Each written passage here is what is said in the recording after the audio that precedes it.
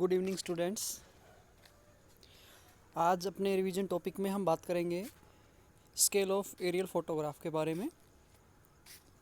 जैसे हर एक मानचित्र का स्केल होता है, ठीक उसी प्रकार हर एक एरियल फ़ोटो का भी अपना एक स्केल होता है। एरियल फ़ोटो के स्केल को हम फ़ोटो डिस्टेंस तथा ग्राउंड डिस्टेंस के रेलेवेंस में आइडेंटिफाई करते हैं। यहाँ स्केल को प्रदर्शित करने के लिए दो अलग अलग विधियाँ दिखाई गई हैं, जिसमें पहली विधि का हम नाम लेते हैं तो सिंपल स्टेटमेंट मेथड यानी साधारण कथन विधि। इस विधि में जैसे मानचित्र के ऊपर लिखा होता था कि सिंपल स्टेटमेंट में लिख दिया जाता है 1 सेंटीमीटर इक्वल है 1 किलोमीटर, 10 किलोमीटर, 15 किलोमीटर या 1 इंच इक्वल है सम मील्स के। ठीक इसी प्रकार फ़ोटो के ऊपर भी ये अंकित किया जाता है, और जहाँ सेंटीमीटर, किलोमीटर, इंच या मील में डिस्टेंस शो किया जाता है तो स्केल लिखने की इस विधि को सिंपल स्टेटमेंट मेथड के नाम से जाना जाता है। हम सभी इससे वाकिफ़ हैं।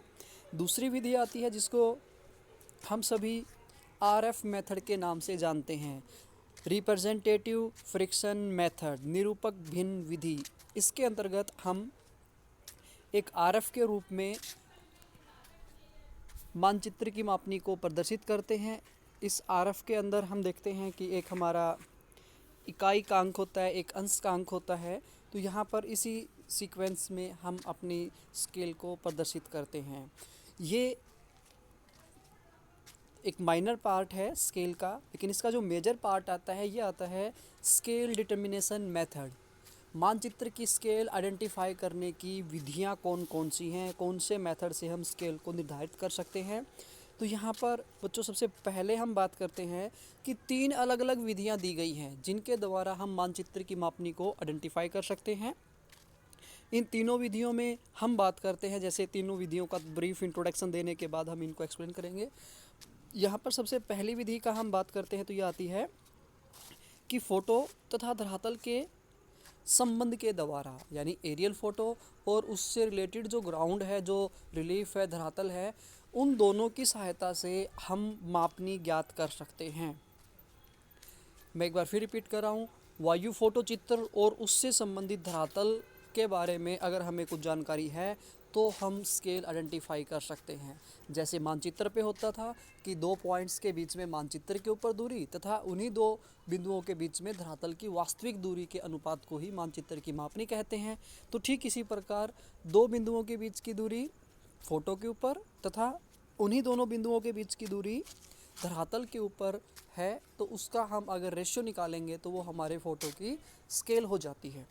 लेकिन बच्चों इस विधि में एक खामी है, वो ये है कि अगर हमें धरातल के बारे में इतनी पुख्ता जानकारी हो कि प्रत्येक एरिया के बारे में, पॉइंट्स के डिस्टेंस के बारे में हमें सब कुछ पता हो, तो हमें उसकी रिमोट सेंसिंग की क्या आवश्यकता है।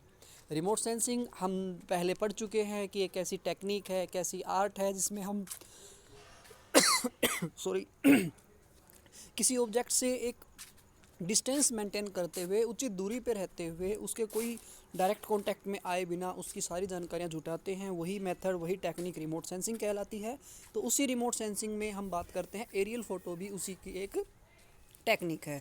रिमोट सेंसिंग ग्राउंड बेस्ड होता है, एयर बेस्ड होता है और स्पेस बेस्ड होता है। तो जो एरियल फ़ोटो है ये एयर बेस्ड रिमोट सेंसिंग का पार्ट है। तो यहाँ पर हम बात कर रहे हैं कि अगर एरियल फ़ोटो की स्केल हम ग्राउंड के रेलेवेंस में निकालें, तो मैं बात कर रहा हूँ कि बच्चों अगर हमारे पास में धरातल से संबंधित इतनी जानकारी है कि कोई ए और बी 2 स्थान हैं, उनके बीच की दूरी कितनी है, तो इस आधार पे हमें फिर वहाँ की जो रिमोट सेंसिंग करवाने की ज़रूरत ही नहीं होनी चाहिए। अर्थात रिमोट सेंसिंग तभी हम करवाते हैं जब संबंधित धरातल पर जाना संभव नहीं हो पाता है या प्रतिबंधित होता है, फिर उसके बारे में हम एरियल फ़ोटो से जानकारी लेने की कोशिश करते हैं। तो ये पहली टेक्निक वहाँ लिमिटेड हो जाती है जब हमें संबंधित धरातल के बारे में कोई जानकारी नहीं है, तब हम उसकी स्केल कैसे आइडेंटिफाई करेंगे। ऐसी परिस्थिति में हम दूसरी विधि के ऊपर जाते हैं, जिस विधि में धरातल की कोई जानकारी ना हो तो हम उससे संबंधित मानचित्र की सहायता लेते हैं, यानी कि एरियल फ़ोटो तथा उस धरातल से संबंधित या उस फोटो से संबंधित जो धरातल है उसका मानचित्र अगर हमारे पास है तो उन दोनों के द्वारा भी हम मापनी ज्ञात कर सकते हैं। ये कैसे ज्ञात होगी, इसको हम इस प्रकार लिख करके आइडेंटिफाई करते हैं कि फ़ोटो की जो आरएफ होती है, यानी कि फ़ोटो के ऊपर डिस्टेंस, और मानचित्र की आरएफ, इस प्रकार से इन दोनों के रेलेवेंस से हम हमारी जो स्केल होती है ये आइडेंटिफाई कर सकते हैं। हमारी जो फ़ोटो की स्केल है इसको हम photo distance oblique map distance multiply RF of map, इस प्रकार से हम इसको आइडेंटिफाई कर सकते हैं। देन इसमें भी हमारे सामने एक लिमिटेशन आती है कि कई बार जो एरिया है, क्षेत्र है, वो ऐसा होता है कि उनके मानचित्र भी ईज़िली अवेलेबल नहीं हो सकते हैं या उनके मानचित्र पब्लिश नहीं हैं। तब हमारे सामने एक और प्रॉब्लम आ जाती है कि हम अब उसकी स्केल को किस प्रकार जानें। हम संबंधित धरातल के बारे में कोई जानकारी नहीं रख पा रहे हैं, हम उस क्षेत्र विशेष के मानचित्र तक नहीं पहुंच पा रहे हैं। जैसे कोई मिलिट्री का एरिया होता है, उसके आसानी से मानचित्र भी उपलब्ध नहीं होते हैं। हम धरातल में जो सिविलियंस हैं वो वहां पर नहीं जा सकते हैं, वो प्रतिबंधित जोन होती है। अब ऐसे क्षेत्र में अगर हमने एरियल फ़ोटोग्राफ लिया है तो हम उसकी स्केल कैसे आइडेंटिफाई करेंगे। उसके लिए हमारे सामने एक तीसरा मेथड आता है बच्चों, जिसमें हम बात करते हैं कैमरे की जो फोकस दूरी है, यानी focal length of camera, and flying height, altitude, जिस ऊंचाई से हमने फ़ोटो लिया है अगर वो हमें पता हो, और जिस कैमरे से हमने फ़ोटो लिया है उस कैमरे का फोकल लेंथ हमें पता है, तो हम स्केल आइडेंटिफाई कर सकते हैं। इसके लिए हम क्या करेंगे, स्केल ऑफ फोटोग्राफ इक्वल होता है एफ डिवाइड एच, एफ यानी कि फोकल दूरी और एच होता है धरातल से वायुयान या हम कहें कैमरा या एक्सपोजर पैलेस जो है हमारा, उसकी हाइट कितनी है। इस प्रकार से हम बिना धरातल की सहायता से, बिना ही मानचित्र की सहायता से हम स्केल आइडेंटिफाई ईजिली कर सकते हैं। लेकिन यहाँ पर एक समस्या और उत्पन्न होती है बच्चों कि ज़रूरी नहीं है कि धरातल समतल हो, क्योंकि वास्तविक जो धरातल होता है वो कभी भी एक जैसा समान रूप से फैला हुआ नहीं होता है। इसलिए जो मेन पॉइंट यहाँ बनता है वो ये आता है कि कैमरे की जो ऊंचाई है वो विभिन्न स्थानों पे भिन्न भिन्न हो सकती है। हम अब कैमरे की ऊंचाई कहाँ से माने, तो इस विधि के लिए यहाँ पर एक मेथड दिया गया है कि अगर स्थानों में ऊंचाई से संबंधित विभिन्नताएं हैं तो हम अलग अलग स्थानों के लिए अलग अलग स्केल आइडेंटिफाई करेंगे, और उस स्थान की जो एवरेज हाइट है उसमें अगर कोई ऑब्जेक्ट ऊपर उठा हुआ है तो वो हाइट माइनस करनी पड़ेगी, और कोई स्थान उससे गहरा है तो वो उसमें ऐड करनी पड़ेगी। और इस प्रकार ये यहाँ हम देखें तो इस प्रकार से स्केल बन जाती हैं इसकी। जैसे हम बात कर रहे हैं, अगर फ्लैट है, फ्लैट सरफेस है, तो ये हो जाएगी F/H के रूप में, जैसे यहाँ डायग्राम में भी शो किया जा रहा है, F/H के रूप में इसको दिखाया गया है। ये फ्लैट टेरिन है, AB पॉइंट है कोई, और H जो है फ्लाइंग हाइट है, F जो है ये फोकल लेंथ है, O जहाँ से कैमरे को हमने क्लिक किया है। तो इस प्रकार से ये एक फ्लैट एरिया के लिए दिखाया गया है, जहाँ एग्जांपल में दिया गया है कि फोकल लेंथ 20 सेंटीमीटर है, देन हाइट जो है, एल्टीट्यूड है वो 6000 मीटर का है। तो यहाँ से हम देख पा रहे हैं स्केल क्या बनेगा, 20 डिवाइड 6000 को अगर हम इसमें सेंटीमीटर में कन्वर्ट करते हैं तो ये मल्टीप्लाई 100 कर देंगे हम इसको, तो ये हमारे सामने इस प्रकार से आ जाता है कि 1 सेंटीमीटर जो है वो 300 मीटर को रिप्रेजेंट कर रहा है। देन अब हम बात कर रहे हैं जब अनइवन टेरिन होता है, जब विषम धरातल होगा तो हम इन रिलीफ स्ट्रक्चर से रिलेटेड जो कैरेक्टरिस्टिक्स हैं उनको ध्यान में रखते हुए कैसे स्केल को आइडेंटिफाई करेंगे। इसके लिए हम देखते हैं, देखो जैसे यहाँ पर डायग्राम पे जाएंगे पहले, यहाँ से हम देखते हैं कि यही जो धरातल है ये ऊबड़ खाबड़ है। इसमें एक पॉइंट A है जो एवरेज से ऊपर है, एक पॉइंट B है जो एवरेज से गहराई पे है, और H जो है ये एवरेज हाइट दिखा रखी है कैमरे की ग्राउंड सरफेस से, और A और B ऐसे दो बिंदु हैं। तो इसमें हम अब स्केल कैसे आइडेंटिफाई करेंगे, देखिए एग्जांपल पे जाते हैं।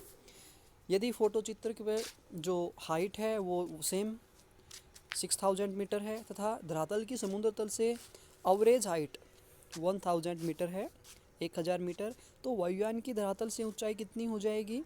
तो यहाँ से इन्होंने कह दिया है कि जो स्थान समुद्र तल से औसत ऊंचाई 1000 मीटर है वो कैमरे की औसत ऊंचाई में से माइनस करके 5000 मीटर हमने आइडेंटिफाई कर ली है। तो वायु फोटो चित्र की औसत मापनी इस प्रकार हो जाएगी। कैसे?